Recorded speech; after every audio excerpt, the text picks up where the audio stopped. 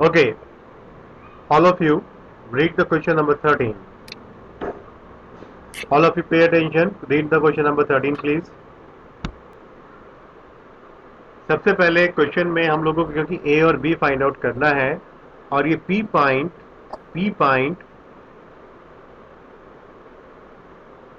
Given point P5 को divide the line A B segment in the ratio 2:5. ये जो P point है इस ए बी को 2:5 में डिवाइड कर रहा है, यानी कि m इज इक्वल टू 2 और n इज इक्वल टू 5. तो यहाँ पर अब हम बात करते हैं the point lie on X axis. तो पॉइंट विल बी x, 0 और यहाँ पे पॉइंट बी लाई कर रहा है y एक्सिस पे. The point will B 0, 0,5. Yes Yes, 5. Sir 0,5. 0, y. Is तो दिस क्लियर? माइनस वाई नहीं हो सकता बिकॉज नीचे वाले उसमें. यहाँ तो फिगर दे रखी है 0, -5. अगर y रखेंगे तो बाद में हम नेगेटिव ही आंसर निकाल लेंगे, ऐसा भी हम कर सकते हैं. लेकिन फिलहाल हम क्या करेंगे, फिलहाल हम इसको y ही लेंगे. ठीक है. अब हमें पता है कि ये डिवाइड कर रहा है 2:5 रेशियो में. P point lie on A B. तो अगर हम बात करते हैं ए कोऑर्डिनेट, ए के कोऑर्डिनेट है x, 0. तो x1 is equal to x और y1 equal to 0. B coordinate लेते हैं 0, y. तो x2 इज इक्वल टू 0 और y2 is equal to y. और रेशियो है m रेशियो n है हमारा 2:5. तो हम बात कर रहे हैं p के कोऑर्डिनेट है हमारे 5, -4. तो x इज इक्वल टू होता है mx2 plus nx1 upon m plus n. x यहाँ पर 5 है, m कितना है 2, x2 कितना है 0, n कितना है -4 और x1 कितना है x upon 2 plus 5. Is this clear? So finally we are getting 5 is equal to minus 4x upon 7, and this is minus 4x is equal to 35 and x is equal to, sir yes, sir आपने 4 चीज लिया, आपको 5 नहीं लेना था because oh 2 sorry, ratio 5. I'm sorry, this is 5, I'm sorry, this is 5, this is 5 and it is 5. तो ये हो गया 35 upon -5. This is -7. x is equal to कितना हो गया, -7 हो गया. ठीक है. व्हाट इज x, -7 है. अब y निकाल लेंगे इसी तरीके से. सर x पॉजिटिव 7 आएगा. हाँ, मेरा भी एक्स पॉजिटिव 7 आ गया. अभी देखते हैं, अभी चेक करते हैं. 7 आ गया. So I have corrected my mistake. ये 5 है, -5 नहीं है. तो फाइनली यू आर गेटिंग 7. तो a के कोऑर्डिनेट क्या हो जाएंगे, 7, 0. इसी तरीके से अब y से हम निकाल सकते हैं. y इज इक्वल टू कितना हो जाएगा, m/2 plus n/1 upon m plus n. तो यहाँ से y निकल जाएगा, b के कोऑर्डिनेट निकल जाएंगे 0, y. Shall I solve this question और यू कैन डू इट? आपके लिए छोड़ दिया जाए ये. आ रही है. क्वेश्चन नंबर 16 है, show that a 3-2 is a point of trisection of the line segment joining this and this. तो जरा इसको समझ लेते हैं. देखिएगा, अगर हमारे पास कोई दो पॉइंट हैं पी क्यू, इसको ज्वाइन किया और हमें इसे ट्राइसेक्ट करना है. तो ट्राइसेक्ट करने के लिए we need two points A and B. Suppose करते हैं, तो जब आपने दो पॉइंट लिए आप देखेंगे तीन इक्वल पार्ट्स में ये डिवाइड हो गया है. ये डिस्टेंस भी x है, ये डिस्टेंस भी x है और ये डिस्टेंस भी x है. ठीक है. अब ध्यान से देखिएगा, अगर a पॉइंट इस PQ पे लाई कर रहा है तो a must divide this PQ line या तो 1:2 की रेशियो में डिवाइड करेगा, या हो सकता है B यहां पर हो और A यहां पर हो तो A क्या करेगा, या फिर A 2:1 की रेशियो में डिवाइड करेगा. अगर मुझे किसी भी पॉइंट से इन दोनों रेशियो में से कोई भी एक रेशियो मिल जाए तो मैं कहूंगा कि point A is one of the point of trisection. Is this clear to you और not? I repeat again. I have a point P and Q. इसको ज्वाइन किया तो एक लाइन सेगमेंट पी क्यू मिल गया. तो इसको तीन इक्वल पार्ट में डिवाइड करने के लिए I need two points like A and B. A और बी दो पॉइंट मैंने मार्क कर लिए. तो ये तीन इक्वल पार्ट हो गए. पी ए बराबर ए बी बराबर बी क्यू. पी ए बराबर ए बी बराबर बी क्यू. तो मैं इसको सबको पार्ट को एक्स मान ले रहा हूँ. ठीक है, क्लियर है बात ये? अगर ये कहा जाए ये पूछा जाए कि ये शो करो कि पॉइंट ए इस पी क्यू के ऊपर लाई कर रहा है और ये one of the trisection point है, यानी कि ए पॉइंट को हमें प्रूव करना है कि ये पी क्यू को ट्राइसेक्ट करने वाला एक पॉइंट है. तो ये जो ए पॉइंट है या तो इसको 1:2 की रेशियो में डिवाइड करेगा या फिर 2:1 की रेशियो में डिवाइड करेगा. अगर मैं सेक्शन फॉर्मूला यूज करके इस पॉइंट की गिवन पॉइंट से मैं ये रेशियो निकाल लूं 1:2 या 2:1, तो मैं कहूंगा कि ये A point lie on P Q. तो इसी बात को अब हम यहाँ पे देखते हैं. I am going to solve this over here. A point 3-2 है. मैंने ए के पॉइंट लिए 3, -2 लिया और पी के पॉइंट 2, 1 5-8 2, 1 और क्यू के लिए मैंने 5-8. ध्यान से देखिएगा. Here x1 is equal to 2, y1 is equal to 1, x2 is equal to 5, y2 is equal to -8. अब यहां पर मैं कहता हूं कि let point P A if lie on PQ is one of trisection point, so it must divide PQ in the ratio 1:2 or 2:1. Is this? मुझे ये ये पॉइंट पॉइंट मुझे में आया आया कि कि 2:1 2:1 क्यों क्यों होगा, होगा, 1:2 नहीं 1:2 होगा. बेटा ये अब अगर सुनो, A की मेरी बात मेरी करें. बात ध्यान से सुनो. मैंने ए यहां पर लिया है और बी यहां पर लिया है. उल्टा भी तो हो सकता है. Okay okay. ओके. या तो रेशियो 1:2 आएगा या फिर 2:1 आएगा. देखते हैं क्या रेशियो होता है. ठीक है. और पॉइंट ए के कोऑर्डिनेट हमको पता है. अब हमारे पास फॉर्मूला क्या है? तो हमारे पास फॉर्मूला है x is equal to mx2 plus nx1 upon m plus n.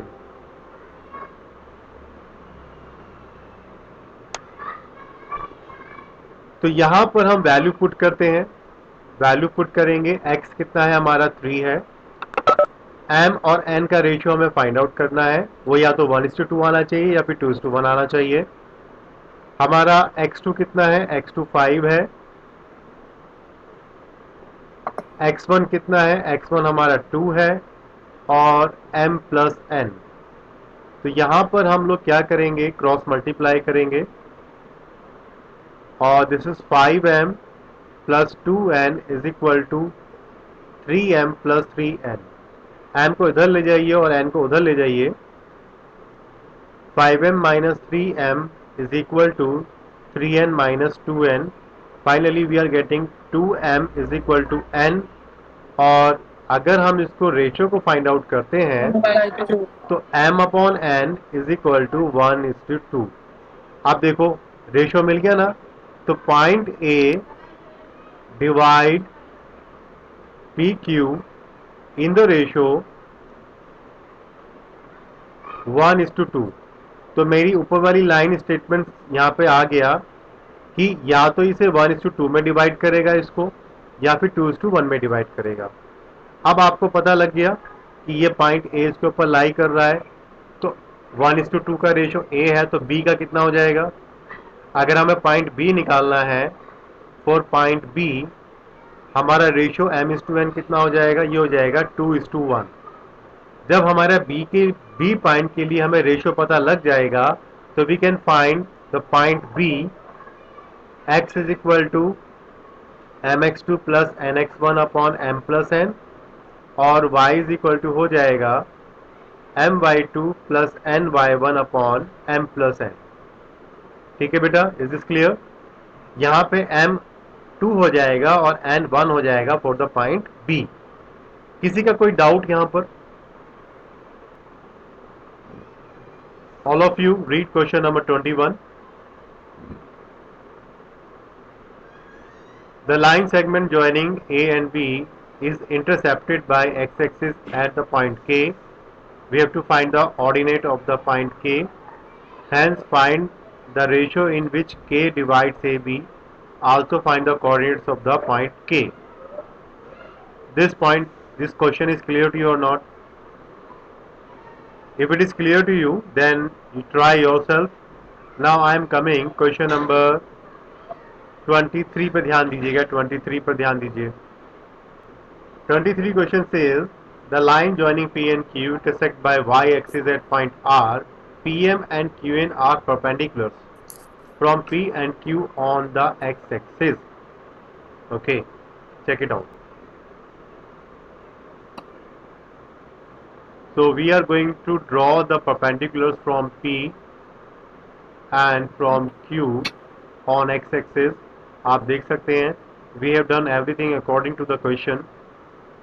ये पी एम है और ये क्यू एन है, ये ओ है, ये एक्स एक्सिस है और ये आपका वाई एक्सिस है। Now what is here? अभी हम क्वेश्चन पे ध्यान देते हैं। क्वेश्चन कह रहा है find the ratio P R and R Q. P R and R Q का रेशियो निकालना है हमें। पी आर और आर क्यू का रेशियो निकालना है, तो फिर से हम कहते हैं पहले तो आर के कोऑर्डिनेट क्या होंगे, ये हो जाएंगे 0, y। फिर से वही बात आती है, लेट पॉइंट आर डिवाइड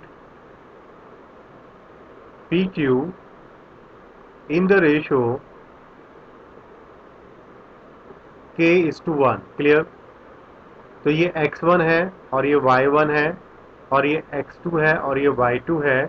तो न्यूमेरिकल वैल्यू यहाँ पे x की 0 है, तो x is equal to mx2 plus nx1 upon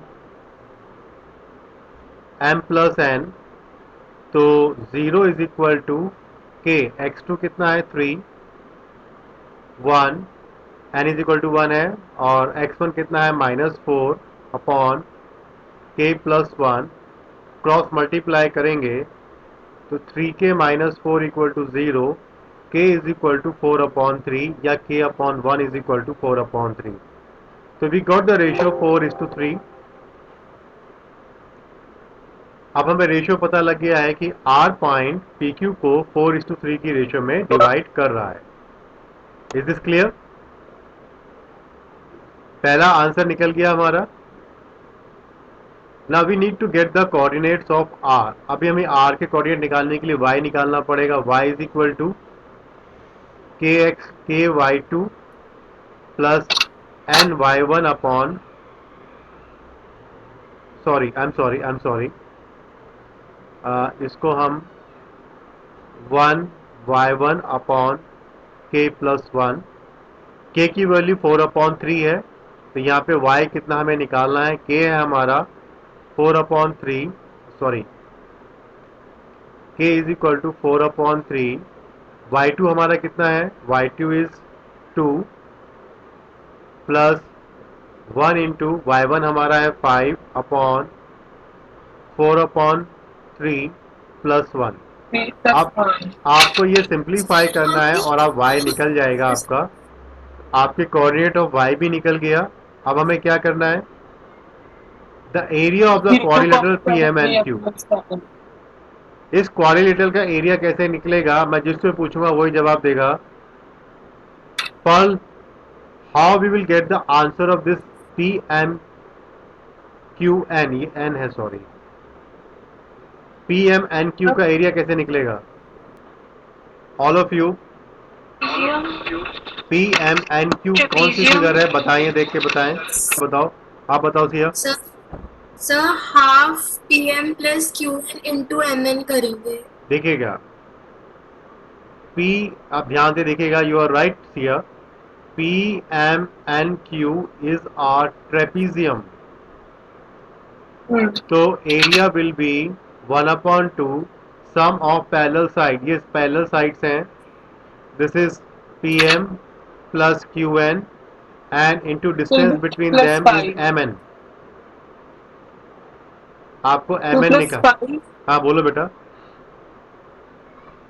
7। अब एन के कोऑर्डिनेट क्या होंगे, हम यहीं से पता लग जाएगा, क्यू के पॉइंट से। ये हो जाएगा 3,0, और एम के कोऑर्डिनेट क्या होंगे, हमें यहाँ से पता लग जाएगा, इसमें भी -4,0।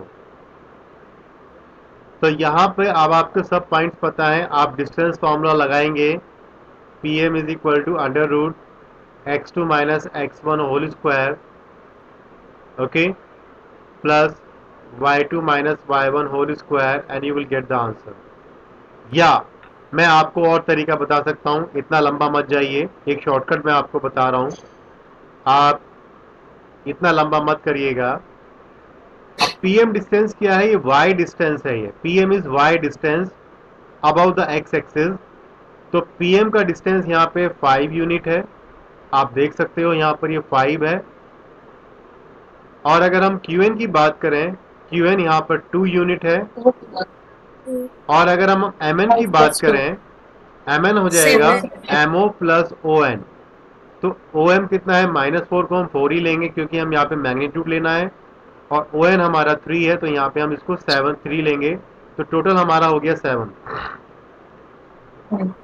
तो अब आप देख सकते हो यहाँ पर आपको पीएम भी पता लग गया, क्यूएन भी पता लग गया, और एमएन भी पता लग गया। तो with the help of these distances you will get the area of trapezium P, M and Q. Is this clear to you? तो half into 7। Okay. Next question पे हम चलते हैं। All of you read question number 26 please.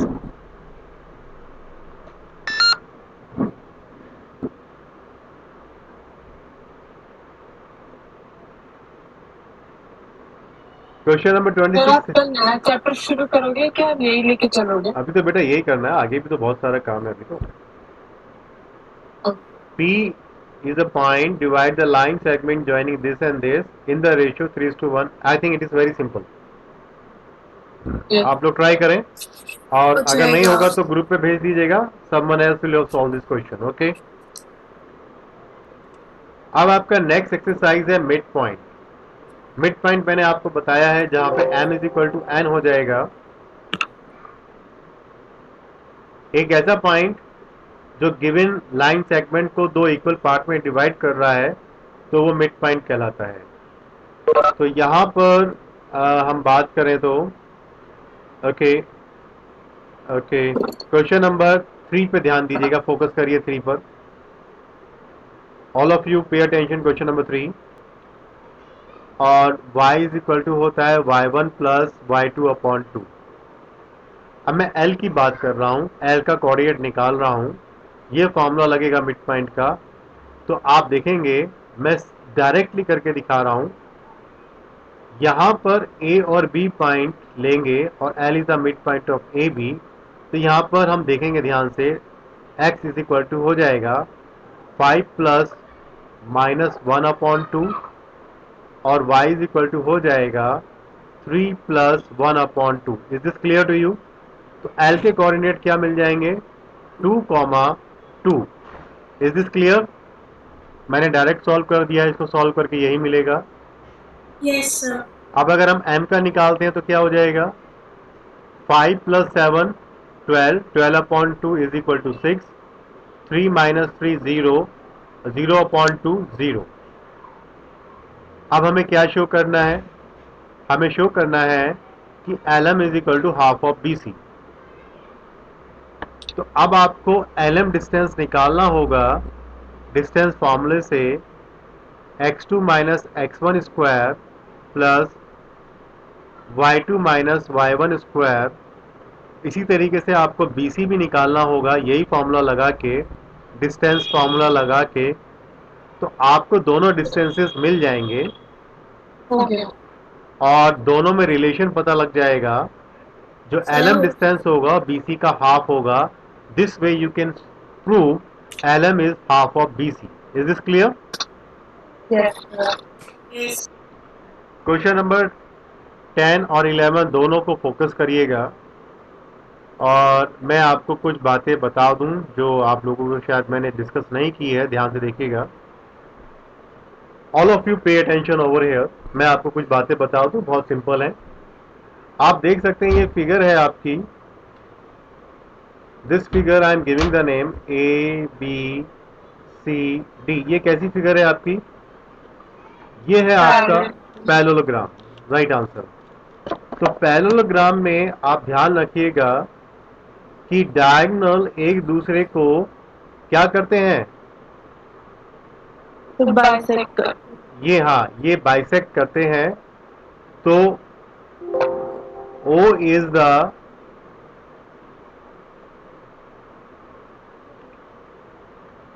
तो यहां पर इस parallelogram में O is the mid point of AC and DB। दोनों का मिड पॉइंट होगा ये। इसी तरीके से अगर PQRS पे ध्यान दें आप लोग, PQRS यहाँ पे क्या है? ये एक रेक्टेंगल है। तो यहाँ पर स्पेशल नेम हो गया इसका। यहाँ पर आप देखेंगे यहाँ पर भी डायगोनल की लेंथ इक्वल होती है और दोनों एक दूसरे को बाइसेक्ट करते हैं। तो यहाँ पर भी वही बात आएगी। O is the mid point of PR and QS। तो O point will lie on PR as well as QS। अब यहाँ पे देख सकते हैं ये फिगर आपकी स्क्वायर हो गई, चारों साइड्स इक्वल होती हैं और इसमें भी डायगोनल आपस में लेंथ में इक्वल होते हैं और एक दूसरे को दोनों डायगोनल 90 डिग्री पे बाइसेक्ट करते हैं। तो रेक्टेंगल में 90 डिग्री नहीं करते? नहीं नहीं, स्क्वायर के अंदर करते हैं। और यहाँ पे ध्यान दीजिएगा, इसको I am taking name over here. I am giving the another name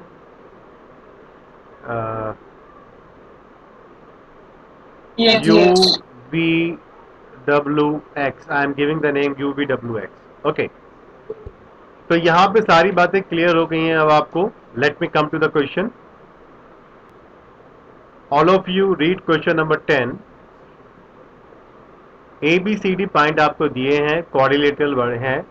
find the coordinates of the mid point of AC and BD। Give a special name to the coordinator. तो आप ध्यान से देखिएगा, अगर AC का और BD का mid point निकल जाता है, ध्यान से देखिएगा, होगा कि दोनों के मिड पॉइंट सेम होंगे। पहली बात मेरी बात सुनिए। अकॉर्डिंग टू द क्वेश्चन मैंने यहाँ पे क्या किया?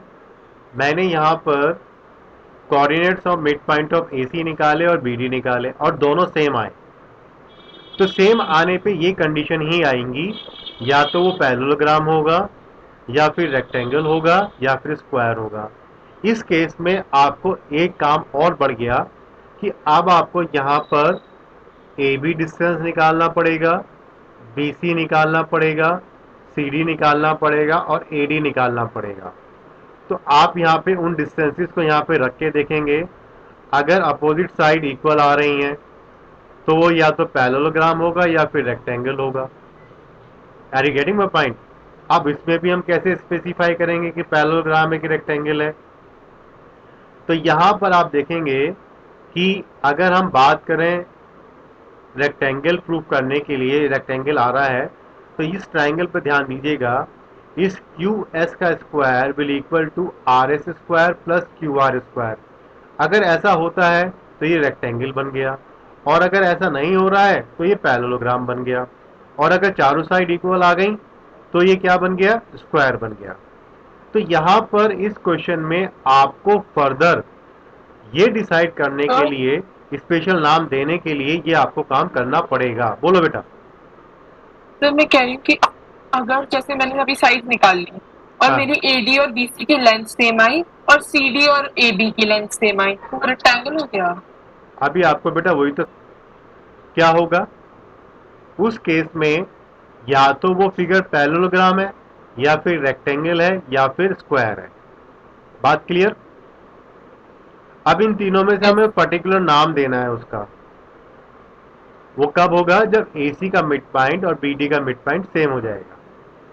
अगर चारों साइड इक्वल आ रही हैं तो वो स्क्वायर हो गया। क्लियर? और अगर अपोजिट साइड्स इक्वल आ रही हैं लेंथ में तो वो या तो रेक्टेंगल होगा या फिर पैरेललोग्राम होगा।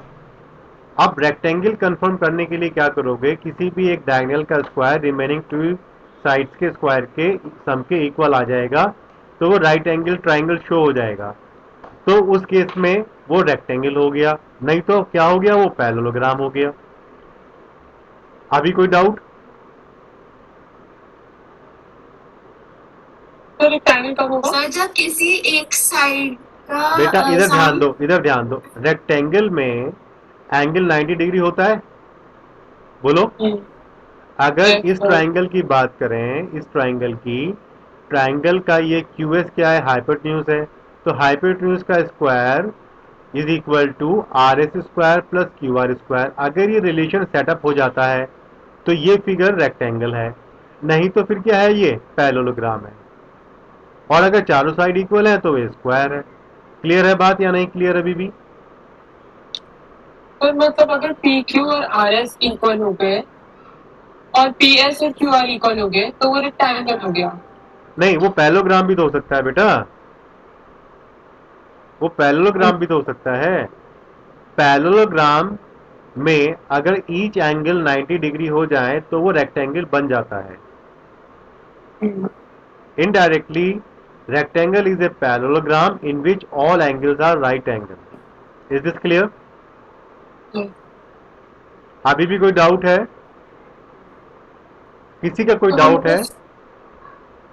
तो आपने क्या बोला था डिटरमाइन करने के लिए डिफरेंस? बेटा अभी तो बाबर यही बात बोल रहा हूं मैं, ध्यान से सुनो, ध्यान से सुनो।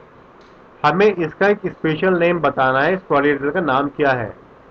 तो ये बात तो आपको क्लियर हो गई ना कि AC का मिड पॉइंट और BD का मिड पॉइंट अगर सेम है तो वो या तो पैरेललोग्राम होगा या फिर रेक्टेंगल होगा या फिर स्क्वायर होगा। यही तो नाम हो गया, तीन में से एक होगा नाम। अगर चारों साइड इक्वल आ जाए UV VW WX तो ये स्क्वायर हो गया। और अगर pair of opposite sides equal आ रही हैं तो या तो रेक्टेंगल होगा या फिर पैरेललोग्राम होगा। अब इन दोनों में से भी स्पेसिफाई करने के लिए हम राइट एंगल वाला फॉर्मूला यूज करेंगे।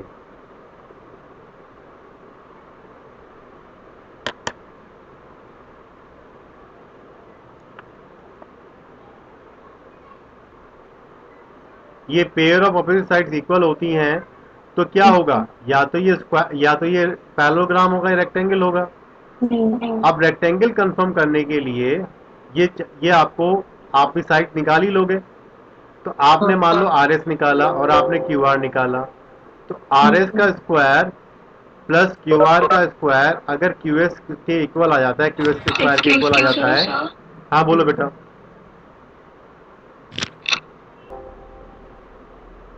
तो यहाँ पर इस राइट एंगल ट्राइंगल में hypotenuse square is equal to RS square plus QR square अगर ये आ जाता है तो ये रेक्टेंगल हो जाएगा उसका नाम, उस पैरेललोग्राम का। अदरवाइज वो पैरेललोग्राम ही होगा। Is this clear? यस सब क्लियर हो गया। किसी और को कोई डाउट है तो प्लीज